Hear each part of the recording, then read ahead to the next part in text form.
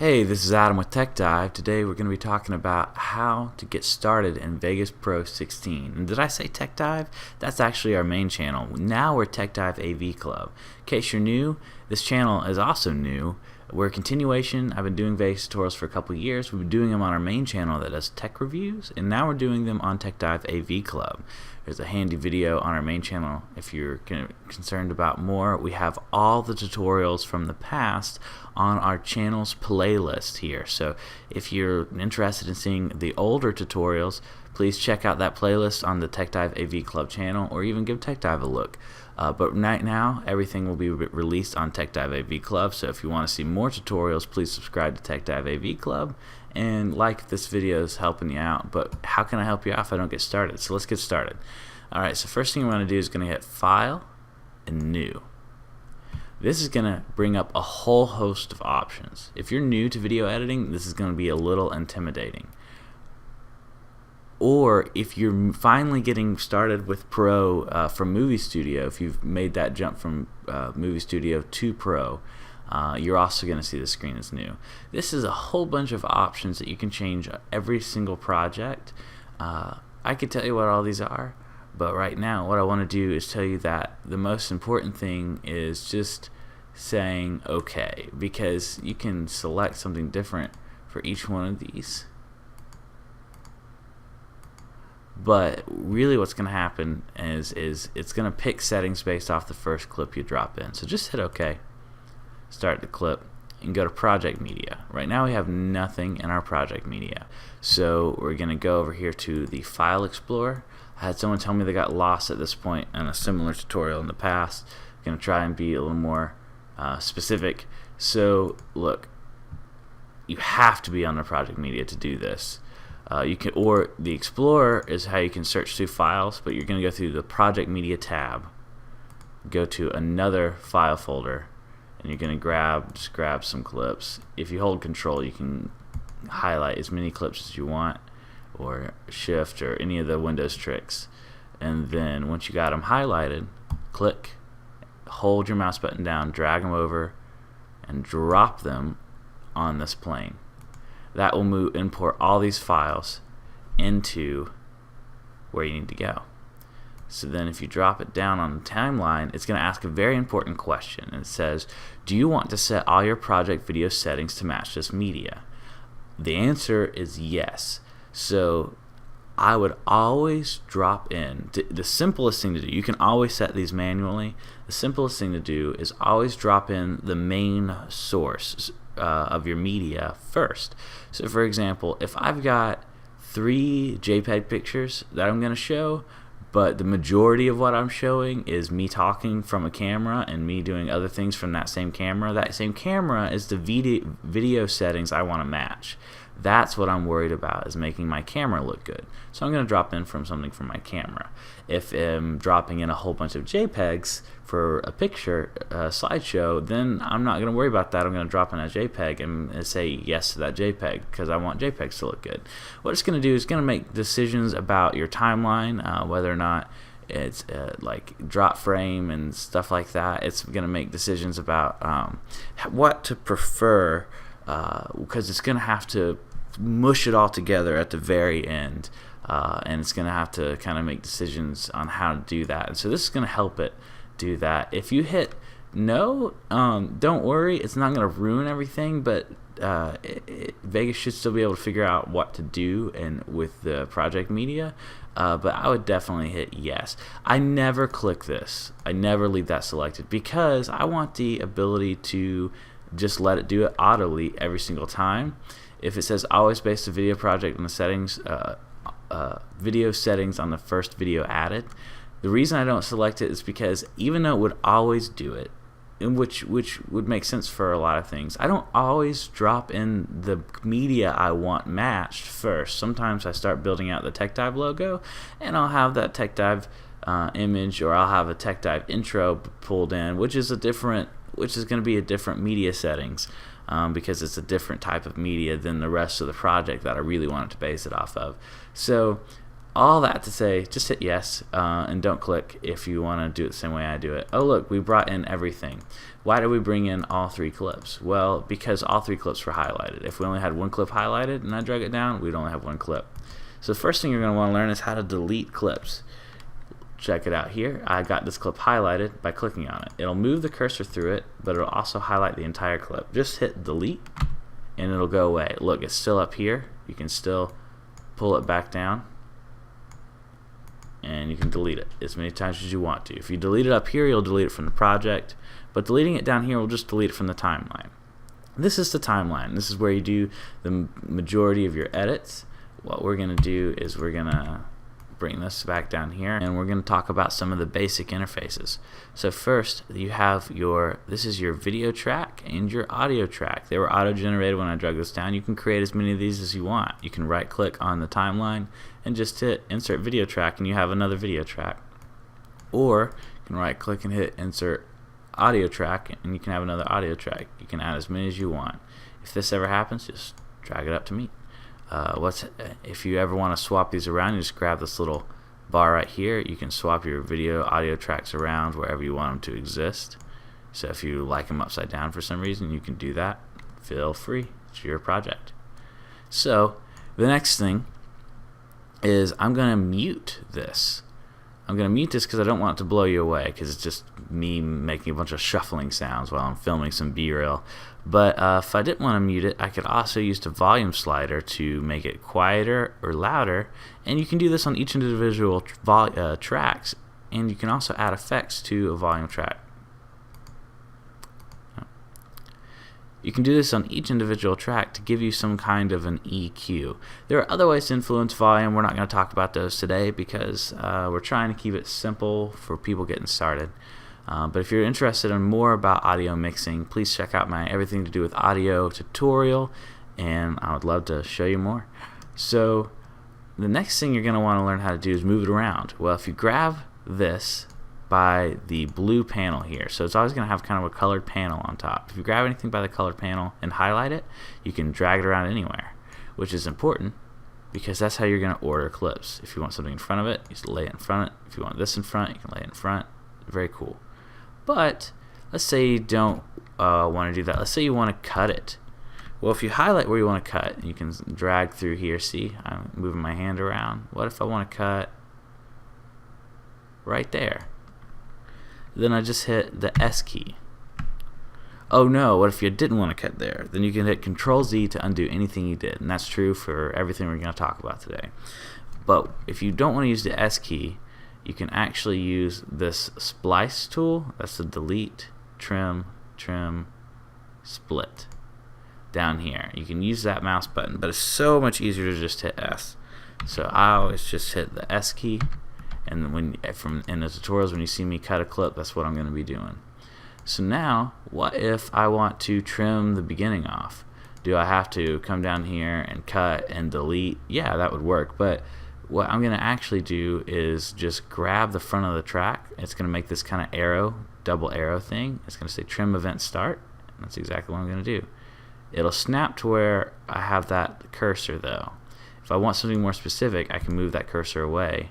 Still see what I'm doing up there in the preview window, and I can snap to a more precise moment. Let's say I found the moment with the cursor, that would just help me snap to it quickly, so I wouldn't have to re-find it again. See, it'll kind of stay on that cursor for me. So those are two handy tools you can use. You can also cut from the back. Now you have the ability to do that. You can also do that with audio as well. It'll do the exact same thing. So what if you want two videos on top of each other? Well, you just lay it on top of each other. And there's all sorts of ways that you could utilize this, but you have two tracks there and you can keep adding more. And then if you need audio to layer, that's very simple. You just put audio underneath it. Now you just drag it to the bottom track. But let's say you want your audio and video to separate for whatever reason. You need your audio gone, but you want to see the video, but you don't want all your audio gone. or you do want all your audio gone. You don't need the audio at all. What you can do is there's a button down here. It's a very important button. It's all the way on the end. It's called Ignore Event Groupings. It'll give you the Control-Shift-U as the shortcut, but I usually use the button itself.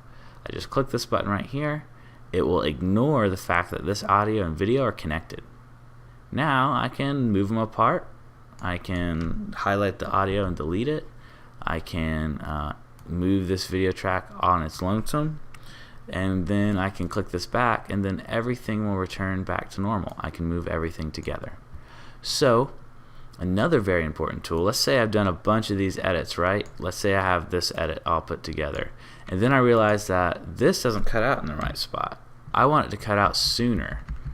This clip right here at the front. Well, if I just cut it out sooner, then I have a hole, and I got to drag this over and this over, and you can see how that'll get annoying if I have to do that for the whole project, especially because this is only a 3-clip project. Imagine if I had 50 different clips through there. Or I can do this magical thing, and there's more details about all the different options for auto ripple in my auto ripple tutorial.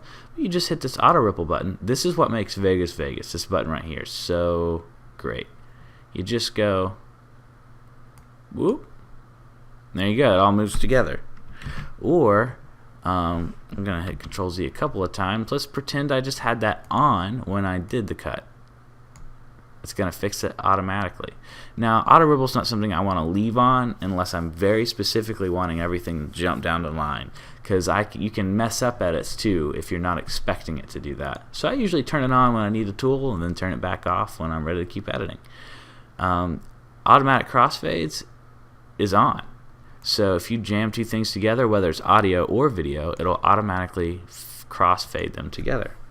And what that'll do is, see, it'll kind of dissolve the two things together. Or audio, it'll kind of merge them, and one will get slowly softer as the other one gets slowly louder. But in video, it does that with opacity. See, it kind of lets it fade into the other shot here. The problem is the shots aren't too different, so it's a hard kind of shot to see it on. Let me show you on two different styled shots here. So you can kind of see the mask fading in on the VR headset, and the mask fading out if I'm scrolling through it with my arrow keys. Oh yeah, that's another handy tool, is you can use your arrow keys to scroll through one frame at a time. That's just the arrow keys on your keyboard. So that's what happens if you jam things together. And then this snapping is what lets that auto snapping happen. If you don't have that on, you can accidentally layer it over one frame if you're not zoomed in. How did I zoom in? I used the scroll key on my mouse. You can also use this plus and minus. Well, no, that's the height. I'm sorry, this plus or minus key to scroll in and out. But I usually use just the scroll wheel on my mouse. It's the most convenient way to do it. These sliders obviously affect the track. Next very important thing, what if you want to fade up on your first shot? Well, you can always grab audio or video from the top right hand corner, top left hand corner, and you can fade in and out, and it's awesome. So now if we watch this, see, it'll fade up from black. Gives it a much more dramatic entry there. You can do that with everything. So whether you're generating a crossfade or whatever, you can drop a transition into any of these things, any crossfaded area, and it'll automatically fill it up, and it'll give you more detailed transition. So for example, this transition is going to be a 3D blinds effect. You can also drop video effects on any clip or track. I have many more Vegas tutorials on dropping video effects. I just want to let you know that that's an option. And also, you can create media. So the last thing I'm going to show you how to do is add text. You drop text in. See how I can highlight over the text so I can see the text. If I look away, I can't see the text, but I got to highlight over where the text actually is to see it. If I want to edit the text, it's just a simple text editor here, and then you can select a different style. It'll just pull all its fonts from your pre-supplied fonts. I didn't have it highlighted, so it didn't matter. Boom. Yeah, you can do all sorts of cool fonts that you've installed. You can bold it or whatever. There's all sorts of fun options down here that you can give it outlines or make it move around the screen and bounce around the screen. Vegas has a lot of robust tools, but we're gonna have to talk about those in different tutorials to keep this brief and specific. But you know what, I do have a tutorial about adding text, and I also have a tutorial about pretty much everything I've talked about here in much more detail, especially transitions. So if you're interested in learning more, please dive into those tutorials. But first, I want to show you how to finish the project. So let's say this is perfect. It's our opus magnum and we're done. Please, I would never show this to anybody because it would be nonsense. But let's say we're done. Look at what I just did. I highlighted this entire area front to back. The part I want, I highlighted it. I did that by going, this is called the loop region. I went above this little timeline grid and I drug my mouse exactly where I wanted it. Oh look, I got a little black spot there. You can get it to snap right on your project itself. And then you go to File, Render As. If you don't know what render is, it's how everything's smushed together into one video. Render As. And there's a host of different render options that's going to come up. I'm going to suggest you render it out in an Internet HD codec. What that's going to be is an MP4. An MP4 is what YouTube is expecting. If you do some sort of 1080p codec or 720p codec, depending on the size of video you're starting with, then in its Internet HD codec, which you can select through all sorts of different codecs here. That's probably going to be the best bet for your video if you're uploading to YouTube. That's what the majority of people are doing nowadays. And you're also going to want to go to Render Options here. Oh, sorry, you have first to have selected a render option. Go to Render Options and hit Render Loop Region Only. That you want to make sure that's selected. If that's selected, then you'll be able to render out your entire project. Otherwise, it'll guess what your project is, and you'll have lots long black sections. You don't want to do that. You want the loop regions, what we just selected our whole project with. We want to render loop region only, and then everything will be good. So if you do that and you have decent, if your camera's already a similar setting to this, everything's going to come out exactly like you plan. There's all sorts of reasons to use all these other codecs, so don't ignore them. Learn what they are. Check out my codecs video. I go through a brief description of all of them. But definitely know if you don't have a place to start, if you don't know what you want your video to be, this is a good one to start with. It's a good general codec that YouTube uses. And if I hit the render button, it would put up a loading bar, and as soon as that was done, I would have an actual individual file project, and I would have that file, and it would show up here. See, this says user Atom Documents. It would show up in my Documents folder. But I'm not going to do that because this tutorial is over. If you guys have anything else you want to learn, please let me know in the comments below. That's how I get ideas for new tutorials. And I've gotten so many ideas from people leaving comments below, so please don't be afraid to do that. Thank you so much for watching. If you're new to Vegas, this is definitely a good place to be. Thank you for choosing me to watch these tutorials with. Please leave any questions you have in the comments, and I'll do my absolute best to answer them. And there's so much more. I want to say that's it, but it's not it. There's a lot more you can learn about this software, but that's definitely going to get you started. If you can do those things right there, you can go through a project and get the majority of your project done, maybe all of it, depending on how complicated you want to go. But please don't stop there. Keep learning, keep diving, check out my other tutorials, and stay tuned for more. Thank you so much for watching. Like if this video helped you out. Sorry I stuttered there. And I'll see you next time. This is Tech Dive AV Club.